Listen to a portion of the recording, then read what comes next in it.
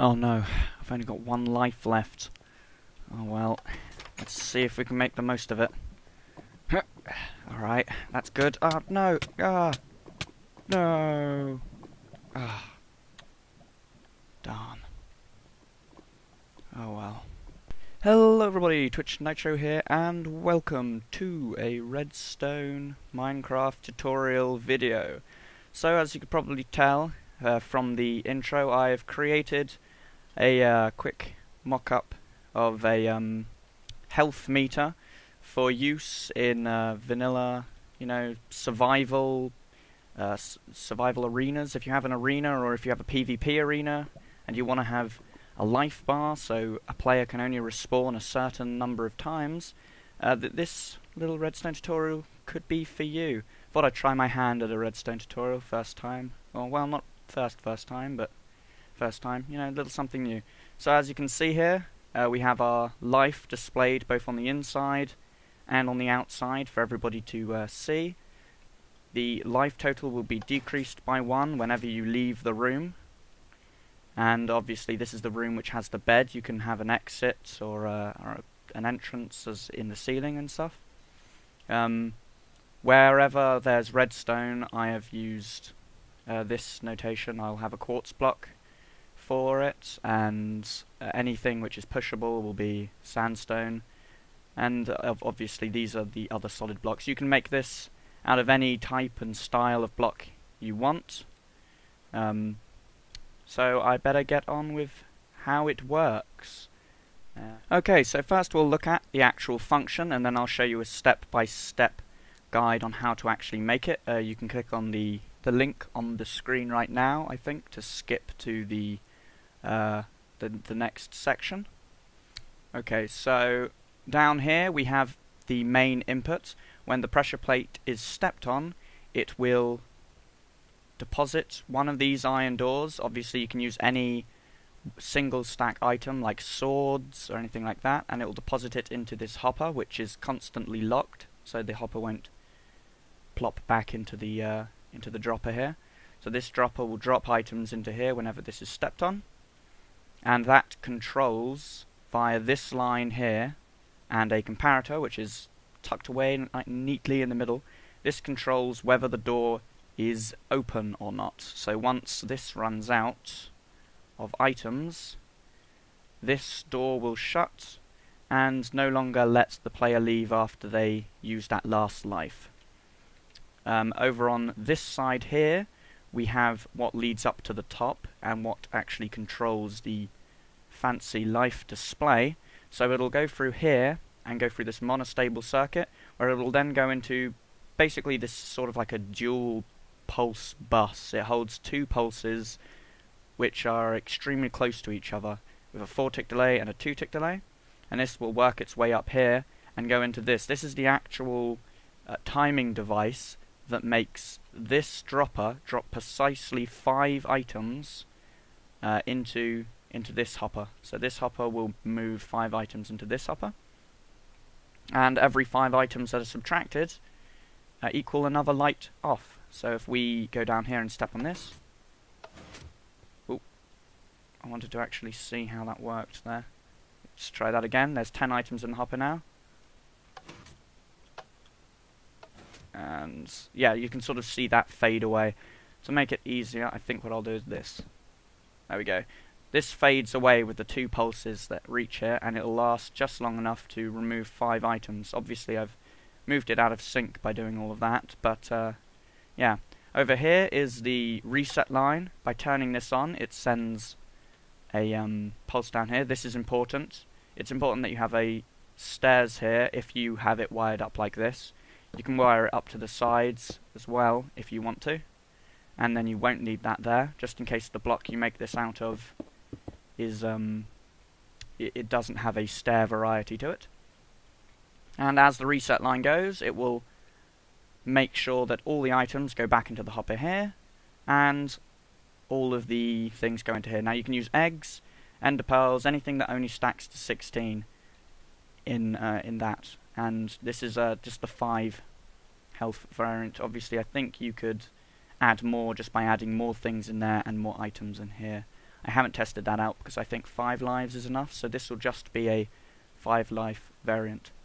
As you can see, this doesn't directly, this part, the actual out part, doesn't directly connect to this section, like the reset line and all of that. So if you want this room to be more than 3 wide, you can move this whole thing, this whole section from here onwards just by extending this line and extending this line here. And this whole thing can separate and move this way to allow for a wider room, perhaps for a team. Yeah. So on to the actual making of it.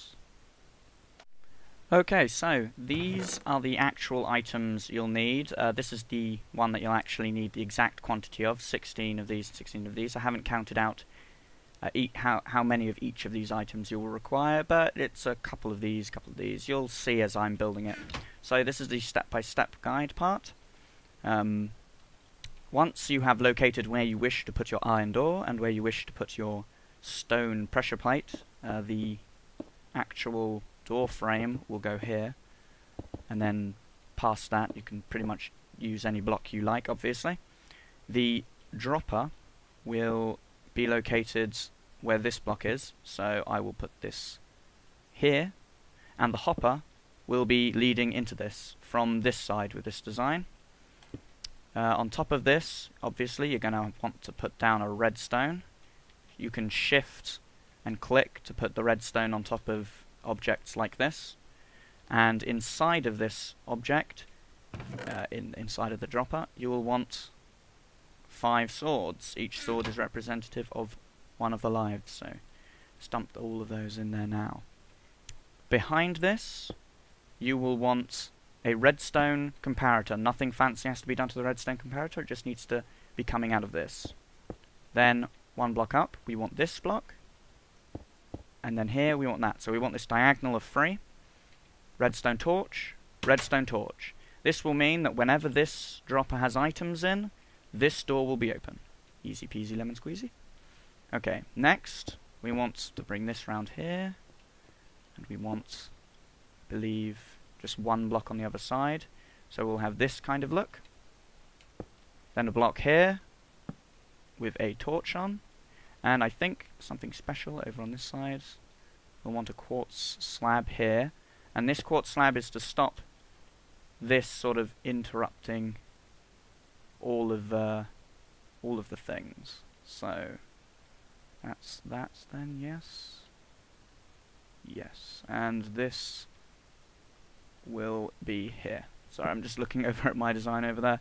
And we want to connect this repeater to this. So whenever this pressure plate gets stepped on, it will output to this repeater, which actually goes to the next part. And obviously this is the block part, as I said before. If you're watching the before part, if you want this to be a longer design, you can stretch this part out. Otherwise, in this, I've just done this, and then we want, after these 2 blocks, we want 1 here, and another repeater. And I think this is all of this first part. This is the reset line, so obviously we want this here, and this will stop items coming out of there now. So if we tread on the pressure plate, it's deposited into here, and it's not leaving because this reset line locks the repeater. And by unlocking it, obviously we've unlocked it. So this is the first section here, which is the door section. And I can actually fill in some of the floor, I guess. There we go.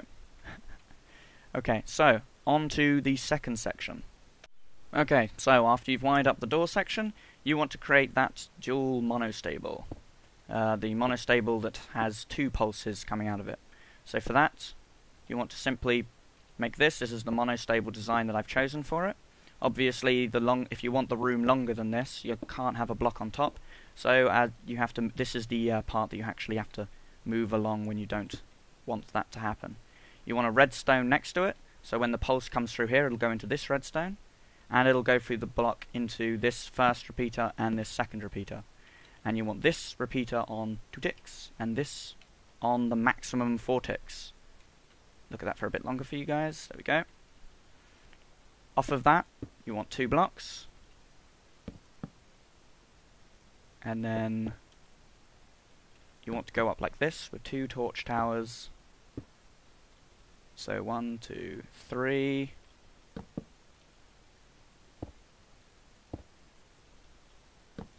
Four, and this top section here will be off. Then we're ready to create this timing device which links to the hoppers. So for the timing device we want to have 2 redstone here, then off of that 2 redstone here with a repeater coming off into a block, no timing for the repeater, and then 1 more torch coming off of here. This will be going into the to the hopper over there, and we want comparators. Just nick one from over here. There we go. Comparator facing this way, straight in, and comparator facing straight out. Basically, what happens is as the redstone pulse that comes down from here, the 2 pulses, come round this, it will slowly run out of juice because of the comparators, and then stop. And that will be just enough time for the hoppers. So, for the hopper section, you might want to do this part when you're building this. This is a visual cue. This is where each of the lamps go. Then on top of the lamps, a building block of your choice. And then on top of the building block, redstone wire. I'm working off of this because this makes it easier for actually placing the hoppers. We want to come off of here again and place another comparator. These are the 2 blocks where we want our hoppers, so I'll grab one of those. I'll grab it properly. Right, so you want 1 hopper facing into this hopper and then another hopper here. So we want this look, the 2 hoppers feeding into each other. So if we were to drop something in here, this is already locked, but if it wasn't locked, technically it would just be blooping backwards and forwards like that. This is the reset line one, like before, so let's take out this.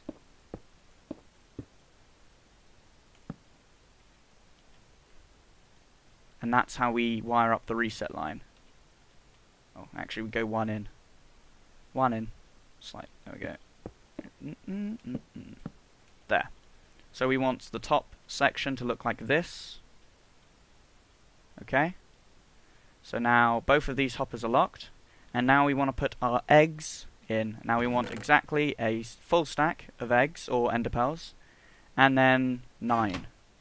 Obviously because it's got to be a multiple of 5. There we go. And that should light up the thing. Yes, it does. Good. And by treading on this, now we should have our fully functioning thing. So this has gone into here. It has, and that's locked. And 5 has gone into here. Yes, it has, because this is currently locked as well. Let's remove that, and then what will happen is this will come back on. There we go. So now we want to line up the reset line. So let's bring out the floor, like so. And we want our switch to be on, let's say, if this is our back wall here, because we want to cover up all of this redstone, our switch is going to be on this. So I'm actually going to remove those blocks there for a second and grab the switch. Okay. Off of the back of the switch, we want a torch.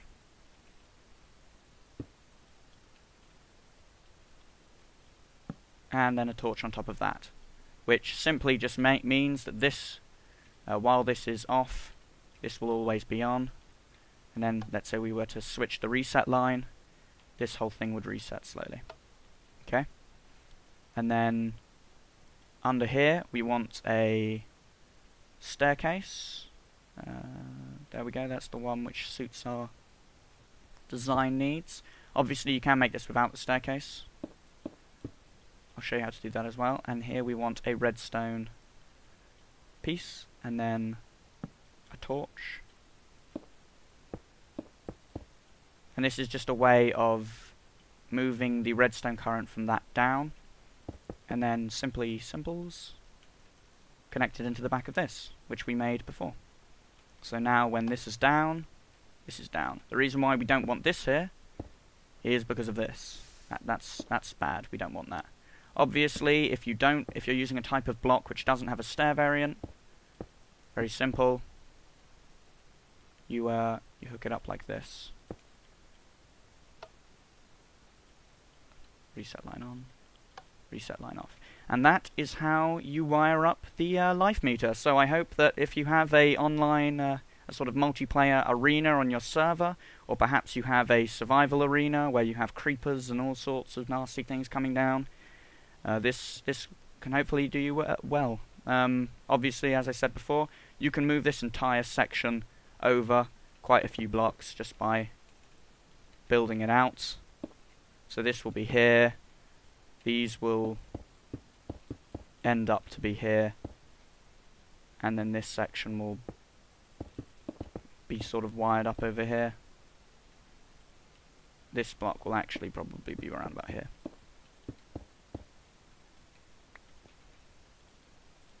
So it'll be like this. And this bit will have to be longer, so none of this will be here. And that's if you want the room to be wider. Perhaps you have an armor equipment stand on this side or something. As you saw at the beginning, I had a way out, so players that had ran out of lives could leave and perhaps, I don't know, walk up to a stand here so they could watch the game which is currently going on between the players that are still here. This door is basically wired up quite simple. Let me actually grab an iron door. There it is. So while the player has no lives, this door is open. So I actually take it from this middle one that actually is usually powering this door, and I just bring it out, and I've just simply wired it up like this. It just comes out into a repeater. Boop, boop. And so when they run out of lives, this door will be open, that door will be closed. It's as simple as that. And one final thing, just in case, because I know that I'll probably be criticised, if you don't want the other players to be able to mess about with the spawn pads and remove lives, let's say an enemy player, you can do one of two things. You can create a walkway like this, so this pressure plate has nothing to do with this pressure plate, so then it will just open up and they can leave. Or you can create a drop on this side, so after they leave, so you have the floor here, after they leave they drop down into the arena, and no one can go back up and cheat. Obviously if you're playing a friendly game, no one should be cheating. So I'll see you guys next time. Bye.